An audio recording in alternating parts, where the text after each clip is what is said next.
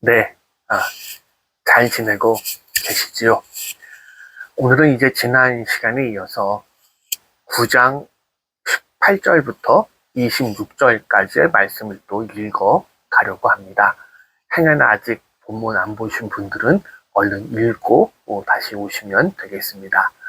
9장 18절로 26절입니다.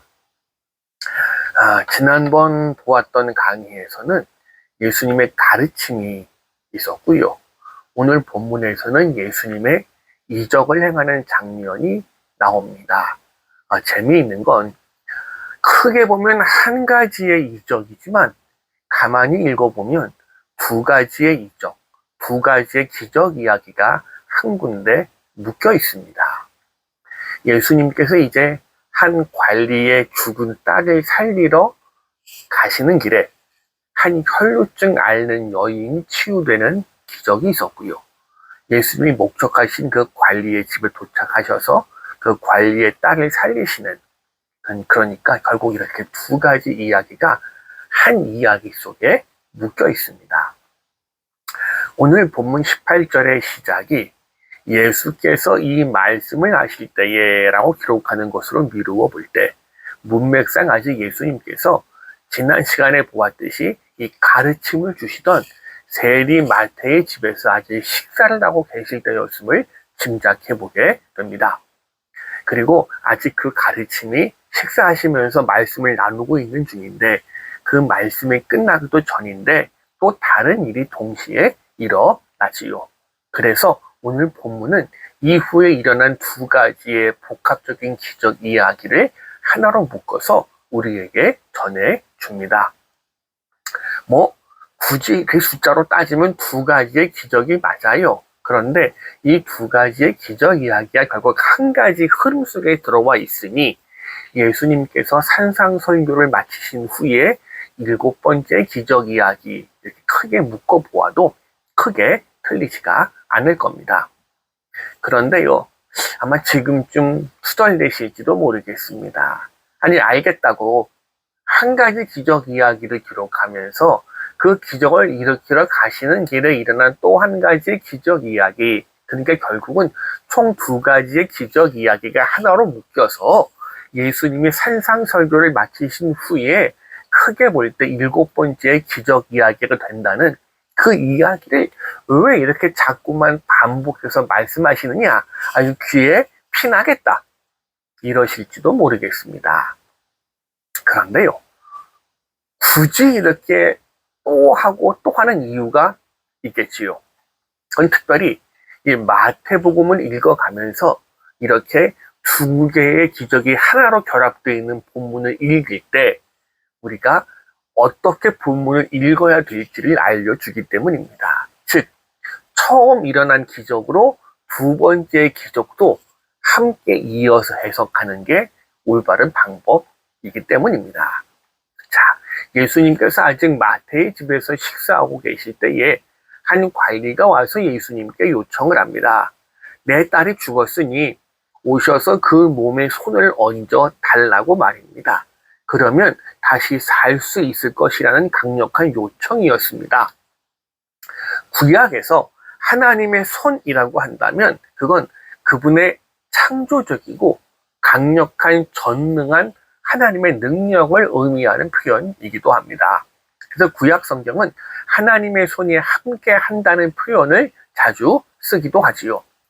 아마도 이 본문에서 이 관리는 당연히 이런 배경 속에서 예수님의 손을 떠올린 것으로 보여집니다. 즉, 지금까지 예수님의 행하신 모습을 다 알고 있거든요. 소경을 눈뜨게 하시고 귀신을 내어 쫓고 바다를 잔잔케 하시는 예수님의 손이 창조력 있고 능력 있는 손이기에 그 손을 얹어주시면 혹시 내 딸이 살 수도 있지 않을까라는 좀 막연한 희망 같은 느낌이기도 합니다. 어쨌든 그래서 이 요청받고 예수님은 그 집으로 향하십니다.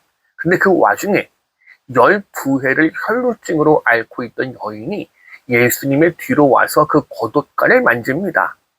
그건 스스로 내가 그 겉옷을 만지기만 해도 구원을 얻을 수 있다고 생각했기 때문이라고 오늘 본문 21절은 우리에게 기록해주고 있습니다. 오늘 본문의 혈루증은 일반적으로 말한다면 상처가 나면 피가 굳지 않고 계속 흘러나오는, 즉 이 피를 굳게 만드는 인자가 없기 때문에 생기는 혈루증이 보통 일반적으로 말하는 혈루증입니다.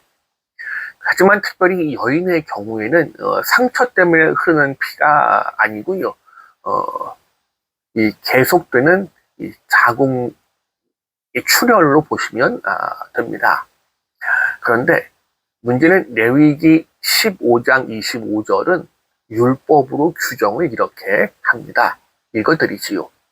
만일 여인이 피의 유출이 그의 불결기가 아닌데도 여러 날을 간다든지 그 유출이 그의 불결기를 지나도 계속되면 그 부정이 유출되는 날 동안은 그 불결한 때와 같이 부정한. 자, 우리 개역 개정판이 너무 점잖게 이 번역을 해서요. 표준 세번역을 읽어드리겠습니다. 어떤 여자가 자기 몸이 월경 기간이 아닌데도 여러 날 동안 줄곧 피를 흘리거나 월경 기간이 끝났는데도 줄곧 피를 흘리면 피가 흐르는 그 기간 동안 그 여자는 부정하다. 몸이 불결한 때와 같이 이 기간에도 여자는 부정하다. 간단하게 설명하면 예수님 당시까지도 율법에 따르면 월경 기간이 아닌데도 계속해서 출혈을 하면 그 기간 동안 이 여인은 부정한 것으로 간주된다는 겁니다. 문제는 부정하게 간주되어지는 여인에게 접촉하는 사람도 부정이 전염되어서 같이 부정해진다고 여겨서 그 부정을 씻기 위한 정결 예식을 따로 치루어야만 했습니다. 그래서 여인은 자신이 누구에게 접촉한다는 걸 알 수 없었기에 뒤에서 몰래 와서 예수님의 옷자락을 잡은 거지요.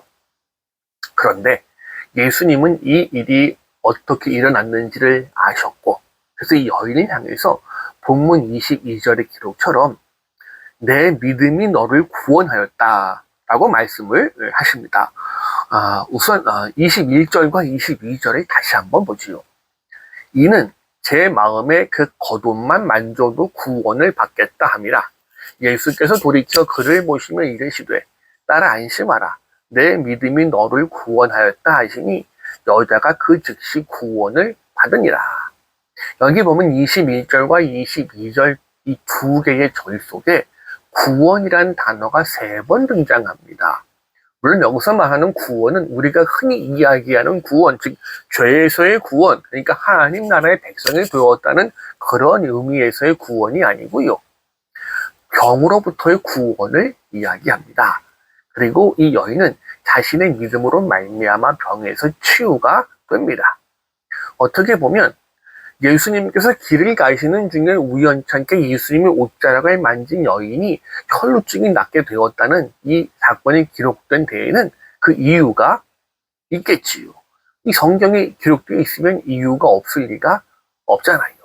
자, 우선 예수님은 한 관리의 죽은 딸을 살리기 위해 가시는 길이었습니다. 사실 죽은 사람을 살린다는 건 기적 중에 기적이라고밖에 말할 수가 없습니다. 죽은 사람을 살리는 건 이 마태복음에서 지금까지 주님이 행하신 모든 기적 중에 이런 기적이 없었거든요.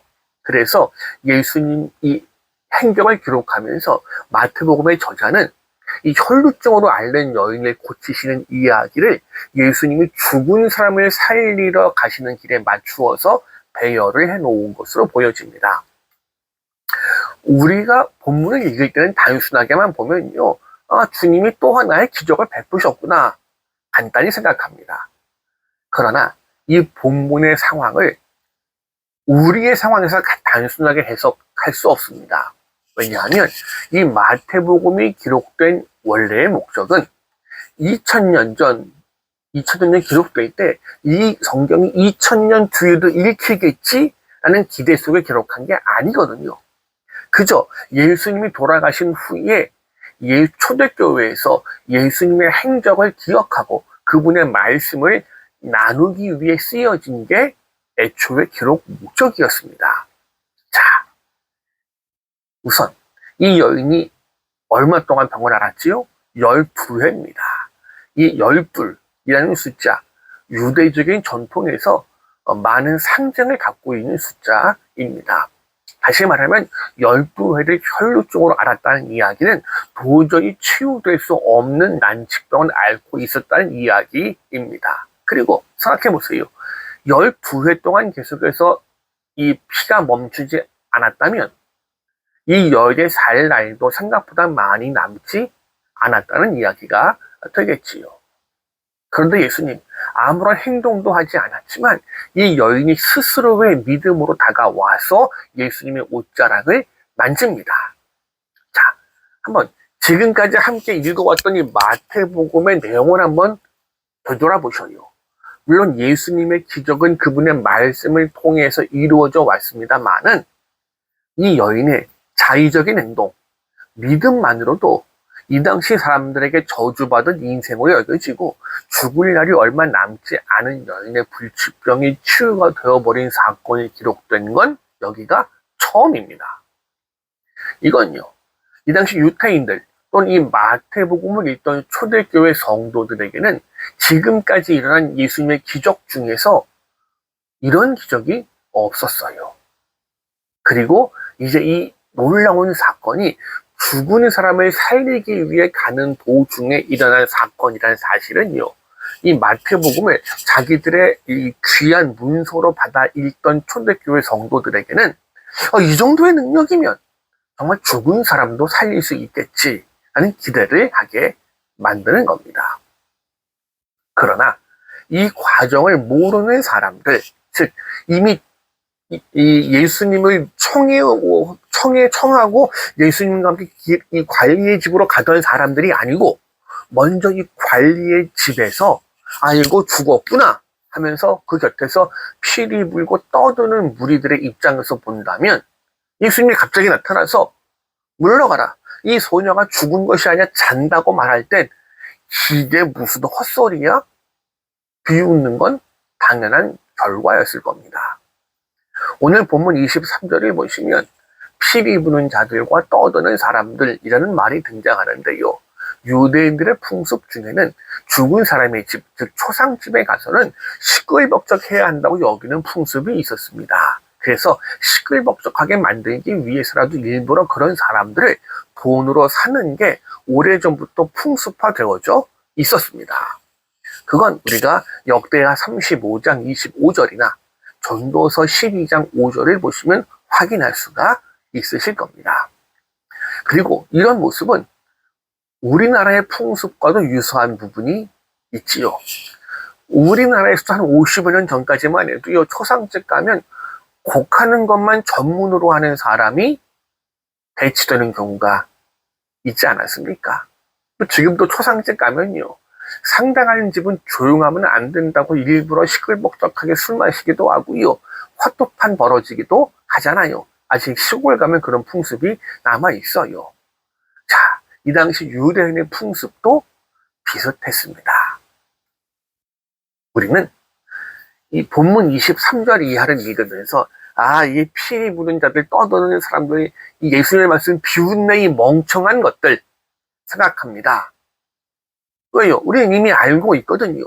예수님이 놀라운 기적을 행해 오셨고 이미 오시는 길에 도저히 불가능해 보이던 12년 동안 혈루증 앓던 여인을 고치는 것도 봤어요. 그리고 예수님이 와서 죽은 여자아이를 죽음에서 일으키십니다. 그러니 이 소문은 사람들을 놀라게 할 수밖에 없었고 이 소문은 이제 온 땅에 파다하게 퍼져나가기를 시작합니다. 그리고 이 놀라운 기적은 예수님과 세례 요한의 제자들과의 대화에서도 드러나듯이 새로운 시대가 시작되었다는 상징적인 기적이었습니다. 이제 예수님께서 이 세상에 오심으로 말미암아 새로운 시대가 시작되었다는, 그래서 죄와 죽음으로부터 해방되었다는 상징이 죽은 아이를 다시 살리시는 기적으로 드러나는 순간이었습니다. 우리 역시 예수님으로 말미암은 새로운 시대에 살아가고 있는 저와 성도님들입니다.